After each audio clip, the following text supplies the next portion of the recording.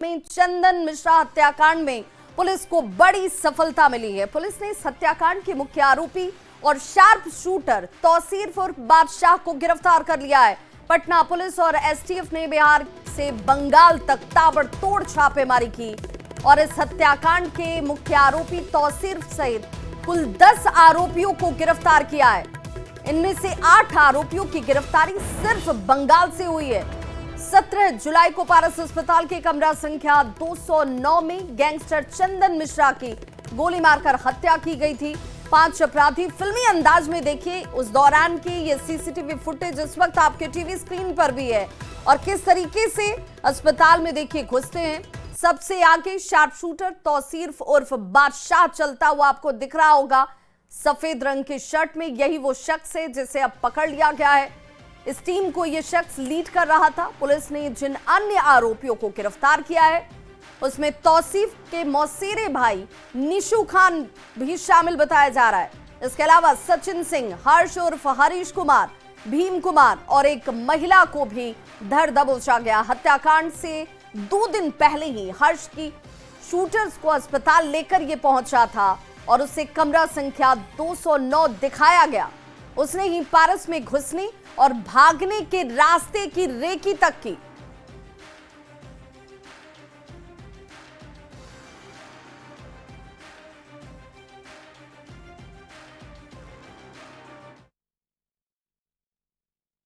सत्रह जुलाई की वो तारीख जब अपराधियों ने पटना के इसी सबसे बड़े हॉस्पिटल पारस हॉस्पिटल में ताबड़तोड़ फायरिंग कर चंदन मिश्रा की हत्या कर दी थी और राजधानी में दहशत फैला दी थी।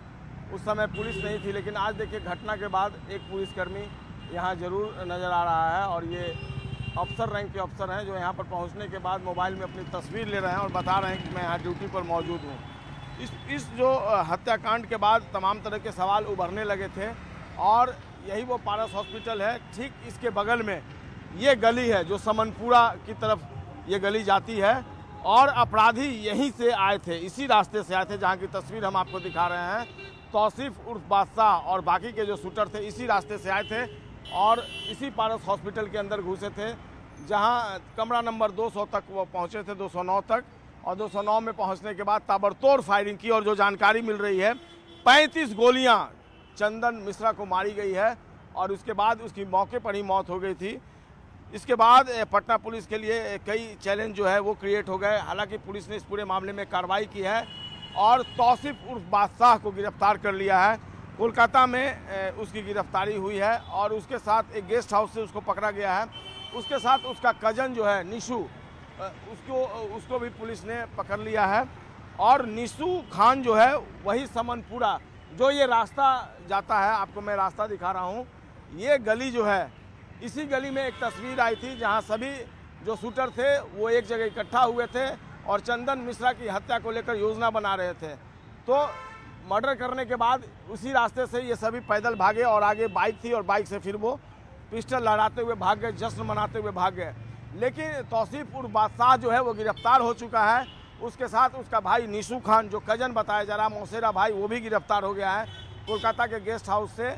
और इसके अलावा कई अन्य अपराधियों की गिरफ्तारी हुई है। जो अधिकारी हैं वो बता रहे हैं कि 8 लोगों की गिरफ्तारी हुई है, लेकिन जो सूत्र हैं वो बता रहे हैं कि 8 से ज़्यादा गिरफ्तारी हुई है।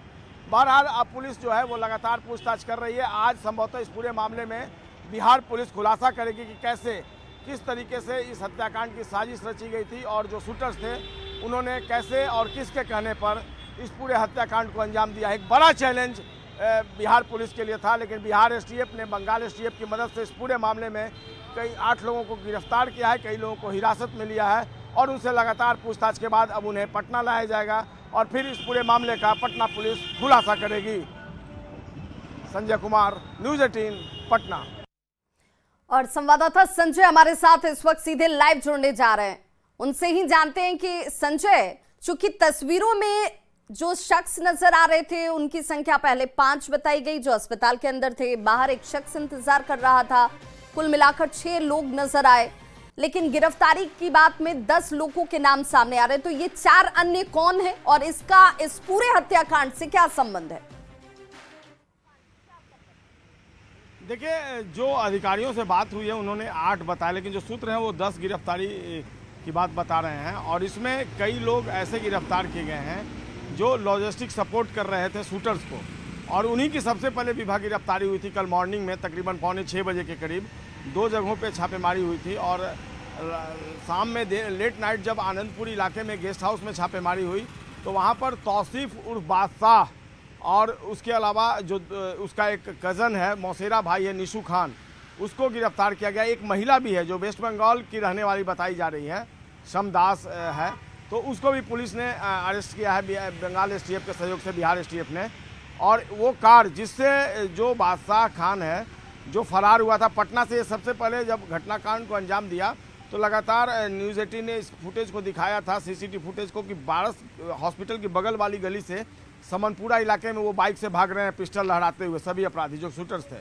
समनपुरा में गए हैं जहाँ निशु खान का घर है, निशु खान उसका कजन है बादशाह का। उसके बाद ये फुलवारी जाता है, फुलवारी से अपने परिजनों को लेता है बादशाह, और उसके बाद फुलवारी से गया जी जाता है परिजनों को लेकर, गया जी में ड्रॉप करता है अपने सभी को परिजनों को, और उसके बाद ये बाइकार वाइट कलर की कार से ये वहाँ से भागता है और भागते भागते पहले बरही जाता है, हजारीबाग जाता है, रांची जाता है, उसके बाद वेस्ट बंगाल चला जाता है।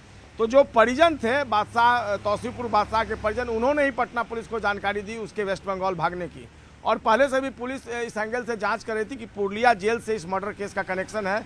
जो शेरू सिंह है उर्फ ओंकार नाथ सिंह, जो कभी चंदन झा का मित्र हुआ करता था, दोनों मिलकर अपराध करते थे, उसकी भी इस पूरे मामले में कहीं ना कहीं कॉन्स्पिरेसी है, ये ऑफ द रिकॉर्ड पुलिस अधिकारी बता रहे थे।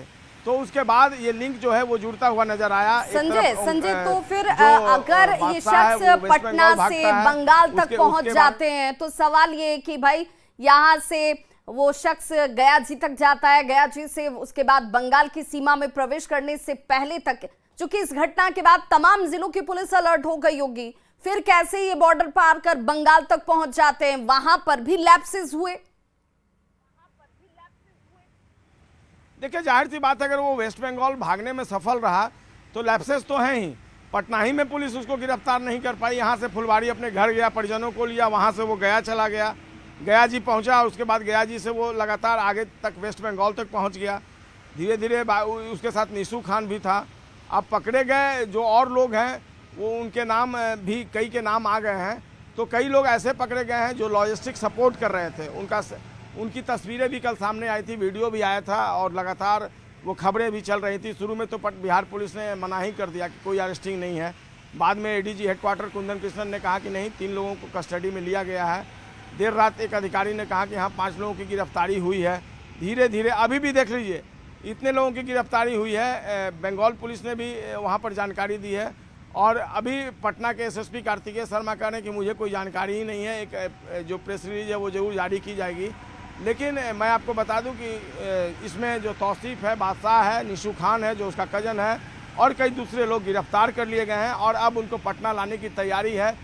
उम्मीद जताई जा रही है कि दोपहर के बाद इनको पटना लाया जाएगा और संभवतः आज ही पटना पुलिस या फिर बिहार पुलिस मुख्यालय में प्रेस कॉन्फ्रेंस होगा और आधिकारिक तौर पे इस पूरे कॉन्स्पिरेसी की जानकारी बिहार पुलिस प्रशासन के आला अधिकारी देंगे कि कैसे चंदन मिश्रा मर्डर केस को अंजाम दिया गया और से पहले आखिर इस वक्त गिरफ्तारी को लेकर ये कोई आधिकारिक बयान के सामने का ना आना क्या कहता है, ये भी बड़ा सवाल है। संजय, आप हमारे साथ बने रहिए। देखिए, चंदन मिश्रा हत्याकांड में मुख्य आरोपी तौसीफ सहित 10 की गिरफ्तारी के बाद इस पर सियासत शुरू हो चुकी है और क्या कह रहे हैं राजनीतिक दल के लोग, जरा वो भी सुनिए। देखिए, पुलिसिंग का पहला काम है प्रिवेंशन ऑफ क्राइम, मतलब अपराध की रोकथाम, और इसमें बिहार पुलिस पूरी तरह से विफल है। और अपराध हो जाने के बाद आप किसी को पकड़ लीजिए, 1-1.5 साल बाद उसके खिलाफ कोई सबूत मत जुटाइए और वो बरी हो जाता है, फिर वो गिरोह चलाने लगता है। यही बिहार में हो रहा है। चिंता का विषय ये है कि ना आप क्राइम रोक पा रहे हैं, ना आप क्रिमिनल के खिलाफ सबूत जुटा पा रहे हैं और उसे सजा दिलवा पा रहे हैं। ये चुनाव का मौसम है और इस तरह की घटनाएं बिहार के लोग जानते हैं कि यह सब एक सुनियोजित राजनीतिक स्क्रिप्ट का हिस्सा है। सरकार को बदनाम करने की गहरी साजिश चल रही है। लेकिन जब तक चीजों के केंद्र में माननीय नीतीश कुमार जी हैं, आज के दौर में नीतीश कुमार जी की पुलिसिंग का जो सफलता दर है वह शायद ही भारत के किसी और राज्य की पुलिस व्यवस्था का हो। पारस अस्पताल की घटना जरायम की दुनिया की चुनौती थी हमारे लिए, हमारे सुशासन के लिए, हमारी पुलिस प्रशासन के लिए। हमने वो चुनौती स्वीकार की। बीमारी पकड़ में आ गई है, अब उसका पूरा इलाज होगा जड़ से। तो राजनीतिक दल की तरफ से बार बार ये कहा जा रहा है, विपक्ष ये सवाल उठा रहा है संजय कि भाई घटनाएं हो जाती हैं, उसके बाद आप उन्हें पकड़ लीजिए लेकिन साक्ष्य नहीं जुटा पाइएगा, फिर उसके बाद वो बरी हो जाएंगे और फिर एक और घटना को अंजाम दे देंगे। पूरा इलाज कब होगा और कैसे विराम लगेगा, ये बड़ा सवाल है। संजय जरा पहले ये बताइए कि जैसे पकड़ा क्या है, जिन पकड़े गए लोगों से पूछताछ हो रही है, ऐसे आधिकारिक आंकड़े कितने हैं? देखिए, जिन लोगों को पकड़ा गया है 8, जिन अधिकारियों से बात हुई है 8 की गिरफ्तारी की पुष्टि हुई है इस मामले में, जिसमें तौसीफपुर बादशाह है, उसका कजन है, मौसेरा भाई है, निशु खान जो पारस हॉस्पिटल के बगल में समनपुरा का इलाका है वहीं का रहने वाला है, और उसके बारे में ये बताया जाता है कि उसने जो कॉन्स्पिरेसी जो रची गई थी उसमें वो लगातार जो शूटर्स थे उनको लेकर हॉस्पिटल के अंदर गया था, कमरा नंबर 209 तक गया था, रेकी की गई थी, और उसके बाद और तमाम तरह की जो बातें आ रही थी कि जरूर रेकी की गई हुई थी, अब धीरे धीरे परत दर परत सारी सच्चाई सामने आने लगी है। रेकी की गई थी, वो हॉस्पिटल के अंदर ले गया था, और उसके बाद जब यहाँ से अपराधी भागे थे तो उन्होंने शेल्टर ले रखी थी निशु खान के घर में समनपुरा इलाके में। उसके बाद धीरे धीरे एक एक कर अलग अलग दिशाओं में से ये भागकर वेस्ट बंगाल गए। निशु खान जो है वो बादशाह के साथ गया। तो एक सबसे बड़ी बात यह है कि ये वही बादशाह है जिसने पटना के एक बड़े स्कूल से पढ़ाई की है, एक प्रेस्टिजियस स्कूल। इसकी मदर टीचर है और इसके फादर जो है वो हार्डवेयर के दुकानदार हैं, शॉपकीपर हैं हार्डवेयर के। इसका बैकग्राउंड जो है वो मिडिल क्लास फैमिली का है, और इसको दरअसल क्रिमिनल बनने का शौक़ चर्राया, शौक़ जो इसने अपना पाला था उसको धीरे धीरे इसने अंजाम देना शुरू किया था। और इसके पहले आर्म्स एक्ट के एक मामले में ये केस जेल भी गया है, FIR हुआ इसके ऊपर में। अपने को इसने सोशल एक्टिविस्ट के रूप में इस्टेब्लिश करना शुरू किया था, पॉलिटिकल पार्टी से भी संजय बिल्कुल। और अब तो ये देखना होगा कि पटना पुलिस जब आधिकारिक तौर पर प्रेस कॉन्फ्रेंस करती है तो इस पूरे हत्याकांड के पीछे की वजह क्या बताती है, चेहरा कौन जिसने कॉन्स्पिरेसी को रचा और इन लोगों को सुपारी दी गई, घटना को अंजाम दिया गया, और कौन कौन लोग इनके साथ शामिल थे जिन्होंने इन्हें कहीं ना कहीं हथियारों के साथ साथ लेकर इस अस्पताल तक पहुंचाने में मदद की। बहुत बहुत शुक्रिया इस तमाम जानकारी के लिए।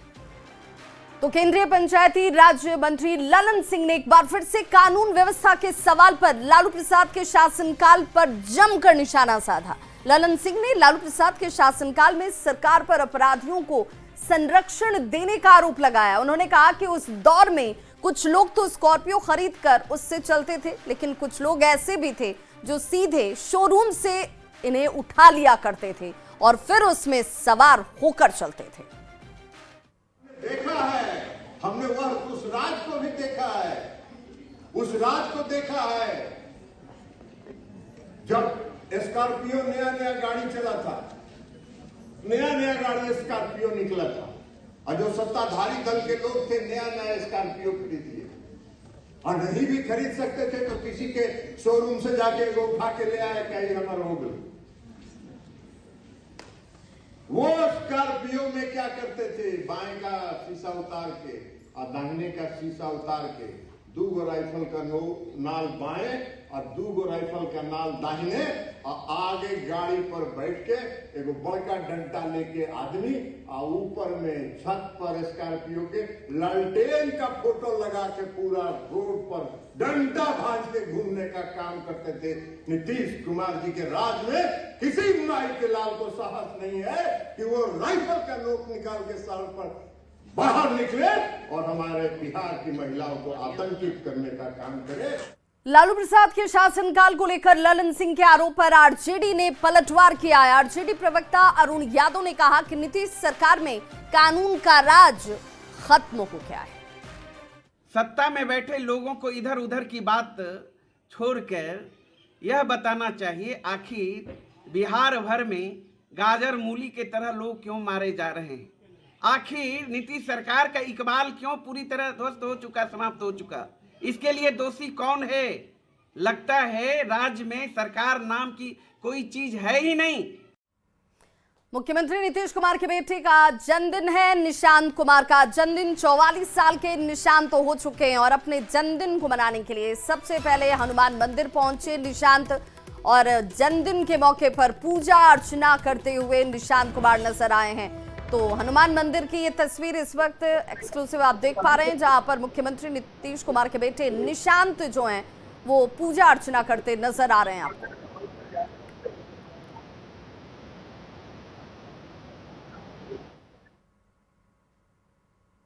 चल रहा है, ऐसे में भगवान शिव की पूजा आराधना होती है और हम आपको सीधी तस्वीर दिखा रहे हैं। मुख्यमंत्री नीतीश कुमार के बेटे निशांत भी भगवान शिव की आराधना करने के लिए महावीर मंदिर पहुंचे हैं और यहाँ आप देख सकते हैं कि रुद्राभिषेक पूजा हो रहा है। अपने परिवार के लोगों के साथ पहुंचे हैं और रुद्राभिषेक पूजा में शामिल हुए हैं। निशांत कुमार लगातार धार्मिक कार्यों में काफ़ी रुचि लेते हैं। इससे पहले भी कई बार महावीर मंदिर पहुंचे हैं, पूजा अर्चना की है और अब जबकि सावन का महीना चल रहा है और भगवान शिव की विशेष पूजा आराधना इस महीने में होती है, रुद्राभिषेक का काफ़ी महत्व होता है, तो खुद निशांत पहुंचे हैं महावीर मंदिर और यहाँ पर रुद्राभिषेक पूजा में शामिल होना। आप देख सकते हैं कि उनके परिवार के कई जो लोग हैं वो यहाँ पहुँचे हुए हैं। खुद निशांत हैं जो रुद्राभिषेक पूजा में शामिल हैं, तो कहीं ना कहीं एक बड़ा ही आराधना का पूजा का माहौल है और निशांत खुद पहुँचे हैं महावीर मंदिर और रुद्राभिषेक पूजा में शामिल हो रहे हैं। न्यूज़ 18 के लिए पटना से धर्मेंद्र कुमार। और अब बात करते हैं बिहार में इस वक्त आफत बनी बारिश की, जिस वजह से बाढ़ जैसे हालात बन चुके हैं। बिहार में लगातार हो रही बारिश की वजह से नदियों के जलस्तर में काफी बढ़ोतरी हुई है और पटना में गंगा खतरे के निशान से ऊपर बह रही है।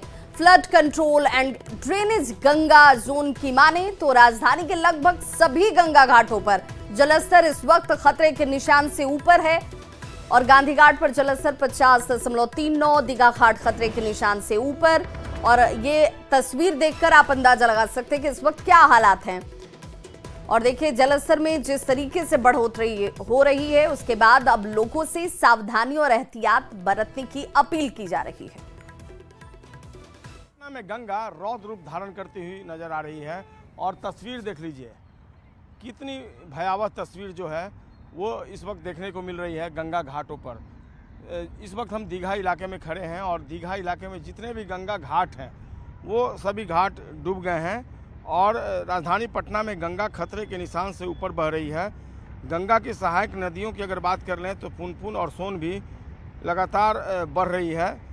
पटना में फ्लड कंट्रोल एंड ड्रेनेज जो गंगा जोन है उसके द्वारा जो रिपोर्ट जारी की गई है उसकी माने तो पटना के विभिन्न घाटों पर जलस्तर खतरे के निशान से ऊपर है। दीघा घाट जहां की हम इस वक्त तस्वीर आपको दिखा रहे हैं, यहां जलस्तर खतरे के निशान के करीब पहुंच चुकी है। गांधी घाट पर जलस्तर 50.29 मीटर और हाथीदह में 41.89 मीटर दर्ज किया गया है। दोनों जगह गंगा खतरे के निशान से ऊपर बह रही है। इलाहाबाद में गंगा का जलस्तर 82.09 मीटर और वाराणसी में 69.90 मीटर पहुँच गया है। सोन नदी में कोइलवर में जलस्तर 54.74 मीटर और पुनपुन नदी में किंजर में 65.13 मीटर दर्ज किया गया है। हालांकि कुछ क्षेत्रों में जलस्तर में मामूली कमी देखी गई है, लेकिन स्थिति जो है वो गंभीर बताई जा रही है। अधिकारियों की माने तो भारी वर्षा और नदियों में जल प्रवाह के कारण बाढ़ का खतरा बढ़ गया है।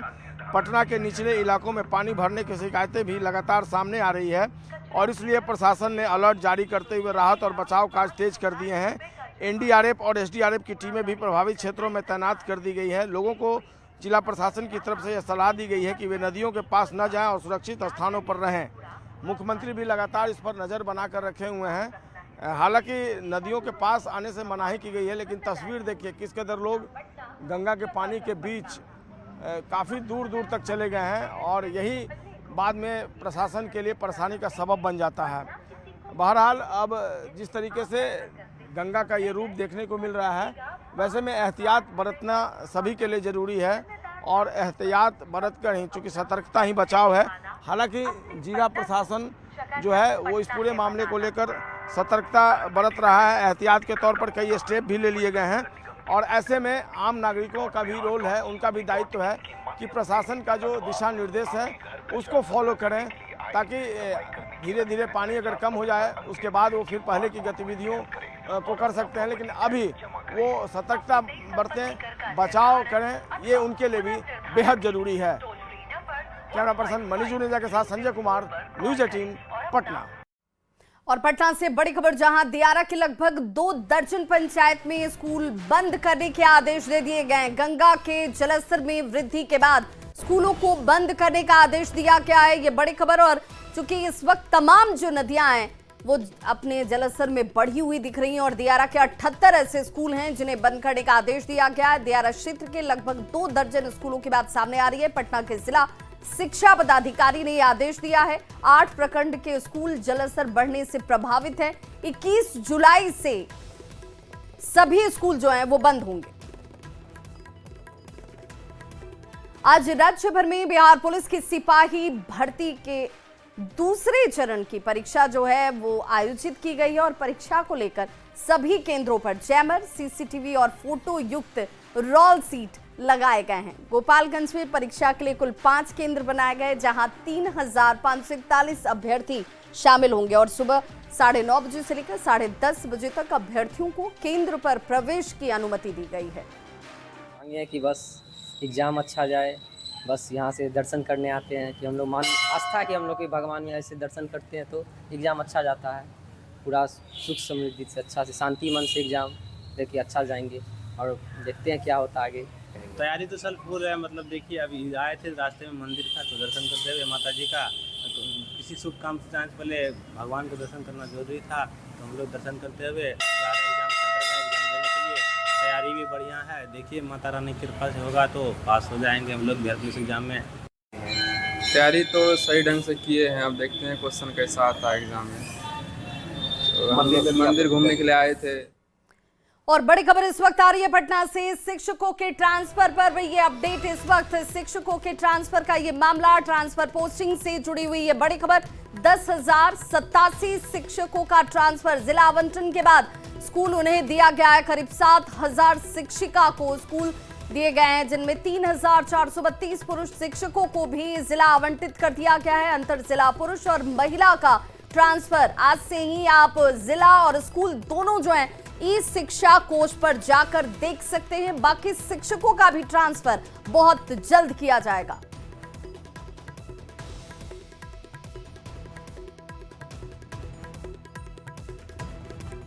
तो इस बुलेटिन में बस इतना ही, लेकिन न्यूज़ 18 बिहार झारखंड पर खबरों का सिलसिला लगातार जारी है।